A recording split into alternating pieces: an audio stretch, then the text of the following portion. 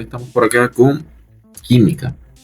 Vamos a ver una serie de problemas, una serie de videos. Voy a hacer cada problema en un video diferente para que no se sature el video de información. Y vamos a hablar diferentes tipos de problemas.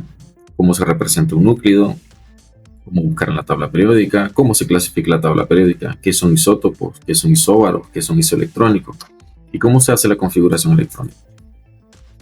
Para iniciar este video vamos a hablar de algunas generalidades, ¿no? Por ejemplo, hay algo que siempre tiende a confundir mucho, que es el tema de la regla del pez, cuándo aplicarla y cuándo no aplicarla. Es importante que sepamos que la regla del pez, o sea, es decir, protones igual a electrones igual a Z, número atómico, solo se aplica cuando el átomo es neutro.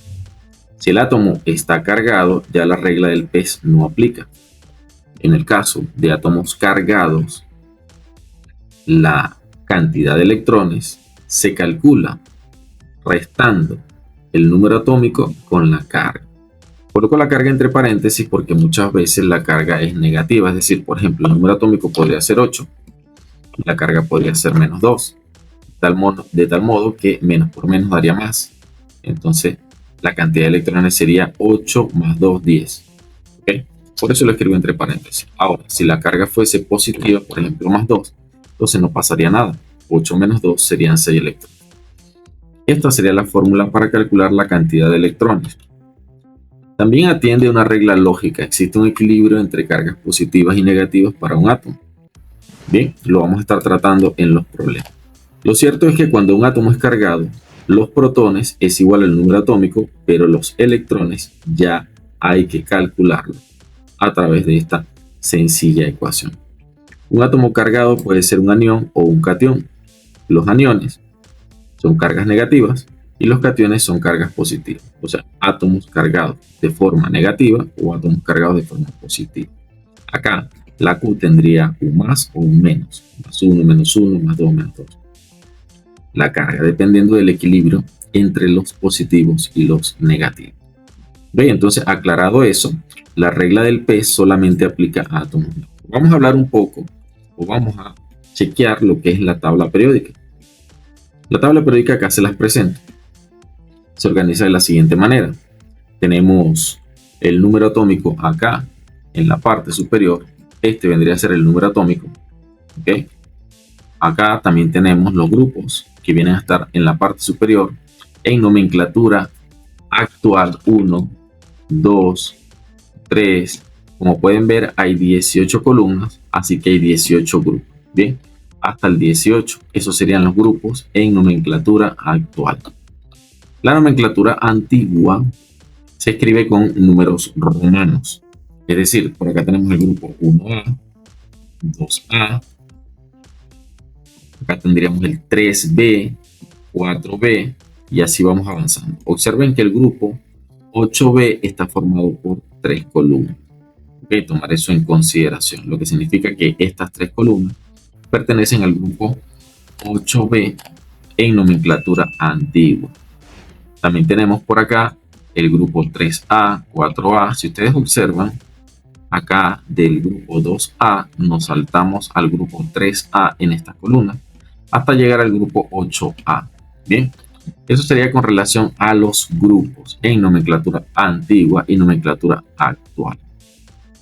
También tenemos los periodos. Los periodos los podemos ver en la parte lateral. Es decir, los periodos los vamos a visualizar de forma horizontal.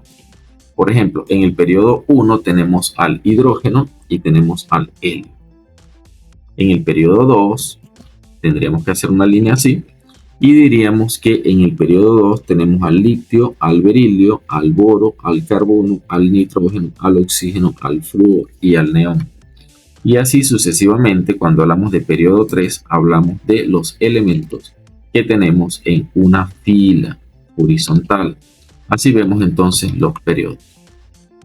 Si por ejemplo yo digo un periodo 5, un elemento que está en el periodo 5 y que está en el grupo 6, entonces yo podría decir que ese elemento sería el molibdeno. Bien, número atómico 42, ya que puedo buscar el periodo y puedo buscar el grupo. De igual manera, eso sería en nomenclatura actual grupo 6. En nomenclatura antigua sería el grupo 6B. Bien, como pueden observar en el dibujo. Listo. Ahora, con relación a cómo están organizados los elementos por grupos o familias, los grupos o familias están organizados por columnas.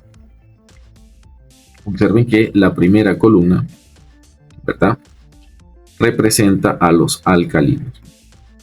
Es decir, que todos estos elementos de la primera columna, francio, cesio, rubidio, potasio, sodio, litio, hidrógeno, todos estos elementos que están acá en la primera columna serían entonces los alcalinos. Avanzamos a la segunda columna, donde tenemos los alcalinos tercios. Observen que el grupo está arriba. Nomenclatura actual 2, nomenclatura antigua 2A. Y el nombre de la familia sería los alcalinos térreos. Fíjense que si yo me voy a la tabla periódica, todos estos elementos serían alcalinos térreos. Por ejemplo, el radio, el bario, el estroncio, el calcio, el magnesio, el berilio, están entonces en la familia de los alcalinos térreos. De igual manera, por ejemplo, podríamos buscar acá la familia del cromo. ¿Ve? Yo tengo acá el cromo y todos estos elementos son los familiares del cromo. Entonces, esta sería la familia del cromo. Algunas familias importantes, muy comunes, de las que se habla mucho, son, por ejemplo, la familia de los halógenos, que es el grupo 17. Estos serían entonces el grupo de los halógenos. El grupo de los halógenos, pues, sería el flúor, cloro, bromo, yodo, astato. Y el grupo de los gases nobles, lo tenemos acá al final. Lo podemos ver, grupo de los gases nobles. Grupo 18 en nomenclatura actual o moderna. Y grupo 8A en nomenclatura antigua. No nos podemos olvidar tampoco de las tierras raras, bien, que pertenecen al grupo 3. Fíjense que acá, si ustedes observan en la tabla periódica, vamos a acercarlo. Acá tenemos de forma abreviada, ¿verdad?, todo lo que son lantánidos y actínidos. Fíjense que acá tenemos el número 56. Vamos a borrar esto que tenemos por acá. Quiero que lo observen. Tenemos acá el grupo 56 y luego pasamos al 72. Lo que significa que acá en esta zona están agrupados todos los elementos que van del 57 al 71. ¿Dónde están esos elementos? Bueno, es de forma extendida los colocan acá. 57 al 71. Todos estos elementos que están acá resumidos pertenecen entonces al grupo 3 en nomenclatura actual o grupo 3B en nomenclatura antigua. De todos modos, acá se lo señala. Tierras raras pertenecen al grupo 3. Bien. Ellos se escriben de forma horizontal. La intención es hacer la tabla periódica más compacta. Si nosotros acá agregáramos, ¿verdad?, todos los lantánidos y actínidos, entonces la tabla periódica quedaría mucho más grande. Sería una tabla periódica mucho más extensa, ¿no? Se vería mucho más grande porque habría que extenderla. Entonces, de esta manera está representada la tabla periódica. Tenemos también por acá abajo los actínidos, ¿verdad?, que están en la parte inferior acá, actínidos. También son tierras raras pertenecientes al grupo 3. Y los podemos ver en la tabla periódica de forma resumida. Observamos que acá está el 88 y acá el 104. Y todos los elementos están acá resumidos. Y se muestran claramente en la parte inferior acá. Bien, eso sería entonces lo con relación a los grupos, periodos y familias de la tabla periódica. Ahora bien, siempre es importante mencionar los tipos de elementos como tal. Tipos de elementos me refiero a los metales, no metales y metaloides. Acá les presento la ubicación de lo que son los no metales. Fíjense que están los no metales en color amarillo. El hidrógeno, que está acá arriba, vamos a observar la tabla periódica. Acá el hidrógeno es un no metal. Es el único no metal que está del lado izquierdo. Organizado de esta manera porque en realidad es el elemento más pequeño de la tabla periódica. Tiene un solo protón y se coloca entonces al inicio, pero él es un no metal. Entonces, acá con colores amarillos puedo observar claramente que este sería un no metal junto con todos sus compañeros que están acá a la derecha. Todos estos que están en esta zona de color blanco serían los metales y los metaloides estarían acá entre ellos. ¿Ok? ¿Quiénes son los metaloides? Pues lo puedo observar según la posición.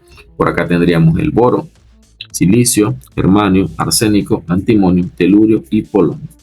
Bien, y allí tendríamos entonces los tipos de elementos.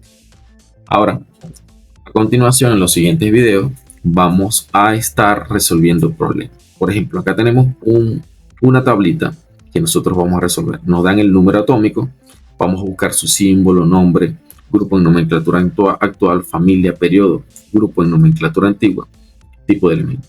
Si gustas, puedes hacerlo, puedes intentar hacerlo y en el siguiente video te muestro cuál es la solución, ya que lo voy a resolver.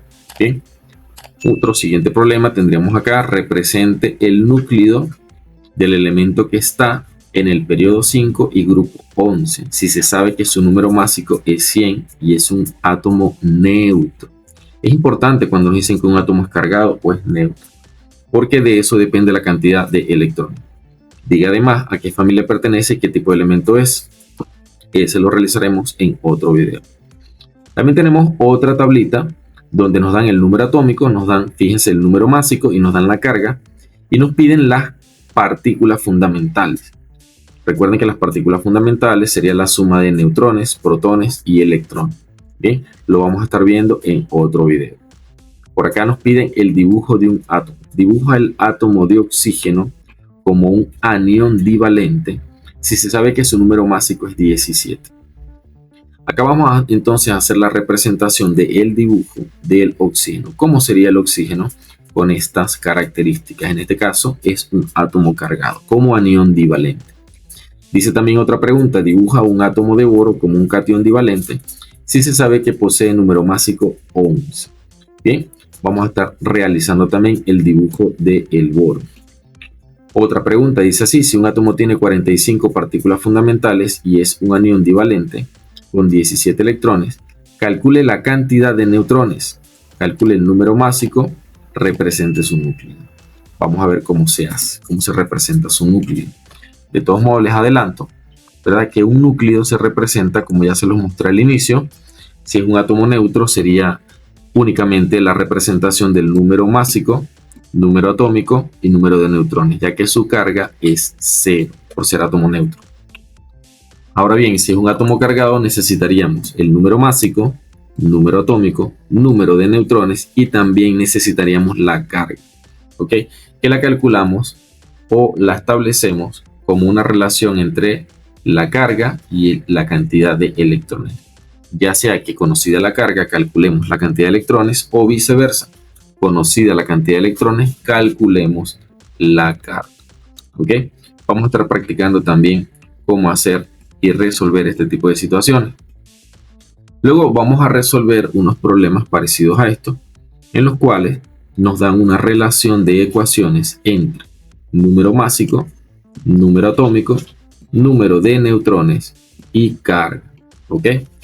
Y nos dan algún tipo de relación, por ejemplo, pueden ser isótopos, isóbaros, isótonos o isoelectrónicos. Y podremos hacer o resolver o establecer diferencias o relaciones, similitudes entre ellos para responder las preguntas. Para esta nos dicen calcule la cantidad de electrones, cantidad de partículas fundamentales de cada uno. También podríamos decir cuál es su símbolo y cuál es su nombre en la tabla periódica. Tenemos algunos problemas más. En este caso hablamos de isótopos. ¿Ok? Por acá tenemos otro problema en el cual hablamos de átomos isóbaros. Bien. También hablamos de problemas en los cuales los átomos son isoelectrónicos. Y por acá combinaciones de isótopos con isoelectrónicos, ¿no? Vamos a calcular o a encontrar o a representar la configuración electrónica extendida y abreviada. Y estos son los problemas que vamos a estar resolviendo en los siguientes videos. Te invito a que sigas la secuencia de videos para ver cómo se resuelve cada caso. Si estás interesado en alguno en particular, pues revisa cuál de los videos es de más utilidad para ti. Eso sería todo por este video. Entonces próximamente voy a estar subiendo los videos a continuación.